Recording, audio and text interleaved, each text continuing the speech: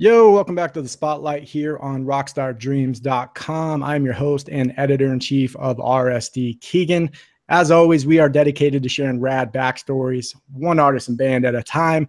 Before we kick the show off tonight, got to thank our friends at Highball Energy for hooking it up with the sick swag big truck hat here. And I'm about 5 of these Highball Energies deep, so this might get weird. So thanks Highball for that. Check out highballer.com for all your organic energy drinks. Good stuff. You know what's cool, guys? We are on with Shinobi Ninja, Brooklyn, New York based. We've had these guys on the radar for a while. Shinobi Ninja, stoked to have you guys on the show tonight. Yeah. Thanks for being on with us. By the way, you guys probably get this a lot. Still to this date, one of my favorite overall Nintendo games. Party.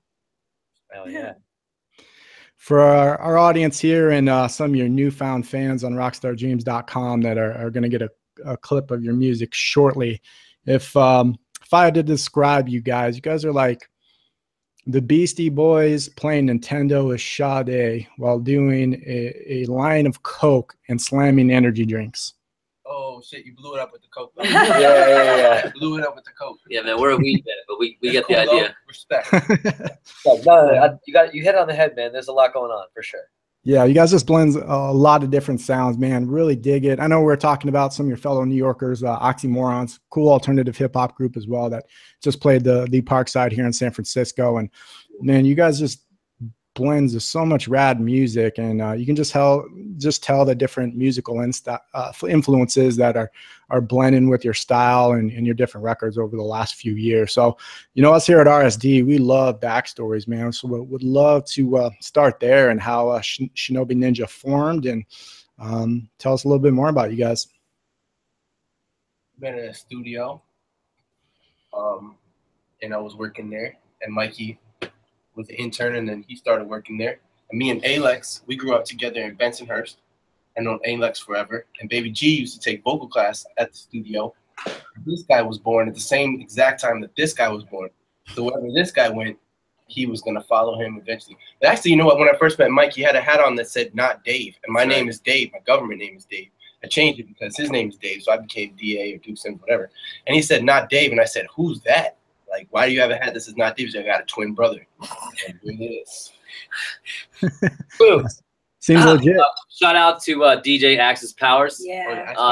DJ Axis Powers was a really good friend of ours and was in a band with us previous to this, and also did lots of DJ stuff with my brother. They used to battle all the time, and it was one hell of a lifestyle. I just got to college. We were, just getting immersed in the New York music scene, and like DA said, like that studio had everything going on there. Yeah, studio forever, man. And big up to Forever Fields. Big up to Dave Levitt. But one thing led to another. We made music together, then made a band after making some cool songs together in the studio. But we'd all played on each other's records and in each other's bands. Worked with each other on different gigs. Like, we were friends, running around the studio, doing music stuff. Cool. Dig hearing how that all came together. And fast forward today, guys. I mean, you guys are sitting in the YouTube studio as we speak. For our audience at home, these guys happen to be shooting again at YouTube in New York. Just a few years ago, they're just a band of friends. So if you guys hustle, work hard, make great music, good things can happen. So tell me how you ended up linking up with YouTube. Well, YouTube, you just need subscribers. It's just based on subscribers. It doesn't necessarily have to do with music. You can kind of do any type of, you know how it is on the internet now. People are internet celebrities, YouTube celebrities. So if you got 10,000 subscribers, you can come film at YouTube, which is really rad. And so we have that many subscribers, and we utilize this resource. And it's a super dope spot, man. God bless these people, man. We do our videos. Any videos you want to see online, bang, bang. And all the new stuff is coming out, man. It's all at YouTube. It's really rad. Yeah, and you guys have been hustling hard for a while now. Again, like I said, we've had you on the radar for a minute. Checked out some tracks on Rock Hood, which is a really dope, just eclectic mix of tunes. One of my favorite tracks in particular, which has been pinned on your Twitter now for 2 or 3 years, if I'm not mistaken. What If Times, you know, just gives us the feel. So I'm actually going to play a clip of that for our audience here in just a second.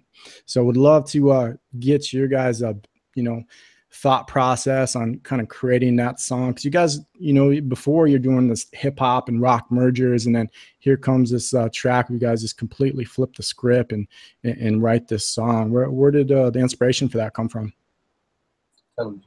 People, they said we couldn't be sensitive, and we had to show them that we could be sensitive. I say that before every show. I have to tell people because it's true. They were like, oh, you guys rock so hard. You rock so hard. And it's like, I think it's that we're so like diverse that we could do or we do everything. So it's like we had to like literally show them that we could do everything, but still like rock. Like, so when we do the show, we have a moment where we break it down and we let you know that we could get sensitive. And then that's when we hit you with What If Times. And it's like, people are like, it's not like a sensitive song. It's like a slow rock ballad. It's like, we hitting you with some real, you know, real. We still take it to the like, stadium though. Yeah. And it's like, that's why they like it. I don't know. We came up with that song like that for our sensitive, you know, crowd, because we do have a sensitive fan base.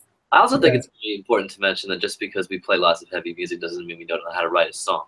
Right. Exactly. Like there's like a very like, you know, it's kind of fun. It's kind of fun to stomp out and, you know, play with tons of fuzz, but like you still have to have a song. You still have to have that kind of path of emotions. That's what a good song is all about.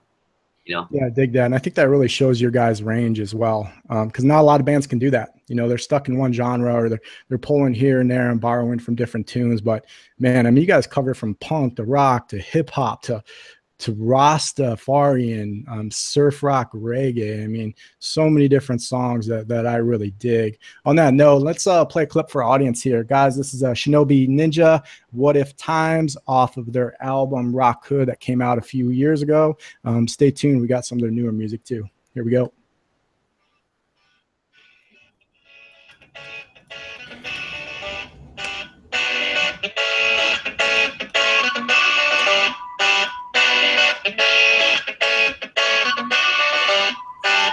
That guitar riff, though.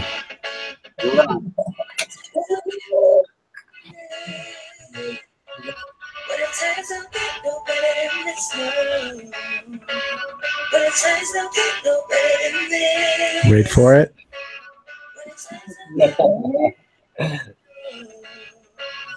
the times don't get no better than this. Used to reminisce when I was a kid. Mama had to work all day, and Daddy ran away another day for a hard working. Baby G, those vocals in those first few bars. Love it. Thank you very much. Good shot. Is that your daughter, by the way, that's in the video there? My friend's daughter. That's my friend's kids. She didn't want to play the mom, so I played the mom. I was like, girl, we ain't got no time for all this. Give me a bandana. All right. Just want to get that for the record for all your newfound groupies out there. Baby G is single, guys, we think. Okay.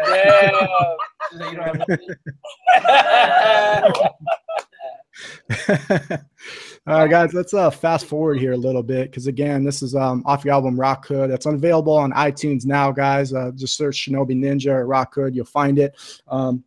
You guys came out with a record last year. Let's call it an EP, Artistic Visions, where you guys really change it up on this, man. A lot more melodic melodies. You know, it's kind of some more ballads in there. You kind of hear some more kind of lighter undertones, more alternative. Kind of talk about the making of that album, and you know what you guys are going with as far as vision going forward here.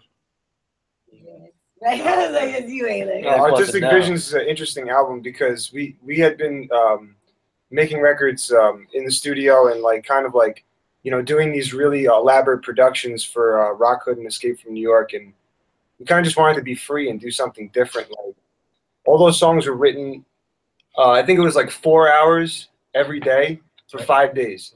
Each song is a day. So we would spend 4 hours, we jam, and then we come up with some kind of arrangement, riffs, whatever. And then would you guys put the vocals on the next week, right? Yeah.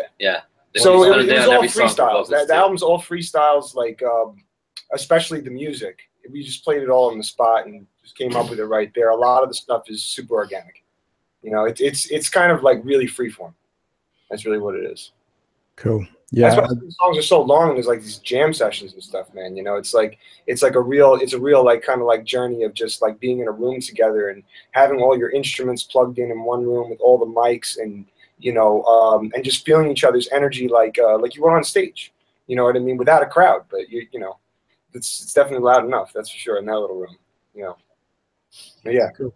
Yeah, that's what again what I dig about you guys, man, is you can hear the songwriting, hear the chemistry that you guys have being together for so long. It's definitely relevant, you know, in your songwriting and overall musicianship. You know, let's talk about your live show too. Again, I haven't had a chance to see you live yet. Hopefully, we'll soon on the West Coast or back on your coast. But just the raw energy I see from some of the videos on YouTube and just the crowd response. I mean, you guys just go for it, you know, each and every time. You know, let's talk about your DJ, who I don't believe I see on camera there, but how many crunches does he do before every set? Yo, you don't even know. You can't even count that high. My son is crunching. There's no more Sundays. There's no more Sundays. Yo, he used to take Sundays to eat, like, you know, where he would cheat on his food and he would eat. There's no more Sundays, man. It's all over. We have a designated driver all the time. My son never drinks. He's super regimented. Like, we'll be out on tour. He shows us how to find good sources of protein while we're on the road. Like, he wants not for his body. So we're like, yeah, but we'll also have that moment where it's like, hey guys, where's Axis? Like, we're all looking around. Oh, he's in the gym. 10, 15 minutes later, he comes back just like sweaty, super exhausted from either like a 5-mile run outside the hotel in like wherever we're staying, or he's like back from the gym and it's like 9 a.m. You know what? I dig that dedication, because tour life is no joke, man. It's like getting a workout in, and you can only slam so much Jack and Coke before you know, you just gotta get right mentally and physically there. So respect that. He's the best person to follow when you go to a gas station stop for food on the road, because it's like the worst, you know, it's the worst place you can ever get food when you're hungry. But he'll find it, you know, definitely not. He'll find the one power bar that's 2 years old and left on the bottom of the shelf. Right? That's right. Hey man, just as long as it's got more than 25 grams of protein, you got Axis name on it right here. That's right. And I know where you guys are going for a beer run and taking that last fifth of 99 bananas or Smirnoff vodka there. I see the blend. You got to balance. You got to balance when you're a 4 or 5 piece. Living that life. So let's talk a little bit too, because I know you guys got a show called Heavy Metal Breakfast that just launched recently, and I happened to catch a couple clips what I dig. So, you know, you guys are on the broadcast side as well, and let's talk about that show for a little bit, because you're getting really creative in how you engage with your fans, and you know, it's not just about, you know, releasing new singles or recording live shows like every other band, but you guys are really kind of stepping up to that next level. Let's talk about Heavy Metal Breakfast for a second and concept behind that. Heavy Metal Breakfast. It's a great name, though. First off, who came up with Heavy Metal Breakfast? I told this dude, I told my homie Daniel, Dan Navarro, Diamond Dan, and I was like, yo, they got this set at YouTube. They got this set, and it's like a diner set. Yo, they got this set. We should do some shit with heavy metal, and it's like with breakfast on the diner. He was like, oh, Heavy Metal Breakfast. And it's just like, dude, you can't miss with that shit. It's just such a catchy ass name. And you just sit there and just talk fucking bullshit. I mean, we learned a lot of shit doing it. We did it have done it for a whole year so far. We learned a lot of shit. We reached a lot of people, and it's super rad, like medium for art. It has nothing to do with music. You can interview people, man. You can imagine like we interview Jay Leno because we have Heavy Metal Breakfast. If you don't have the Heavy Metal Breakfast, then you can't interview Jay Leno. It doesn't make sense. You know what I'm saying? But now you got Heavy Metal Breakfast. I mean, it's just wide open. We need to do Cars with Jay Leno. Yeah, that show was my awesome. God. That show is so Jay Leno's awesome. Garage, yo. The next season of Heavy Metal Breakfast is gonna be Heavy Metal Garage. Yo, he's a G. He's not afraid to crash, man. I've seen him flip a car on TV, man. Yeah, he flipped the car. He flipped the car. He's crazy. If we get Jay Leno, we're going for a fucking scary ride with Jay Leno. Yeah. I like it. You guys heard it here first. RockstarDreams.com. Shinobi Ninja, Jay Leno, driving cars, wrecking cars on their show, Heavy Metal Breakfast. So be sure to check that out on YouTube. Really dig it. Also a fan of the 5 and Diner backdrop, by the way. There's Mel's Diners pretty much everywhere up here in Northern California. So you guys tour on the left coast here. You guys be sure to have to stop and try it out. Hell yeah! Shout out to Waffle House. Shout out to Waffle House. We got Waffle House. We got Denny's on lock. Good Huddle God. House. Shout out to Huddle House. Huddle House. Outside. Well, if you find it, I mean, it's kind of harder to find in the other places. Cheddar Basket. Cheddar Bucket, which is really just a Cracker Barrel, but we call it Cheddar Bucket. Courtesy of Johnny on the Rocks, who's actually out on the West Coast right now. Keeping touring bands alive since 1965. Oh my God. All right, guys, so let's talk about what's next for you. You know, you've put out a ton of music. You got a new track that just released a couple months ago called Bending Spoons. For our audience there, just roll the fattest blunt you possibly can before you listen to this song. It's going to put you in a really relaxed mood. So, you know, what's next? You guys working on a new album, upcoming tour? You know, what can we expect? Who the fuck knows, bro? Like, who seriously knows what the fuck is going to happen?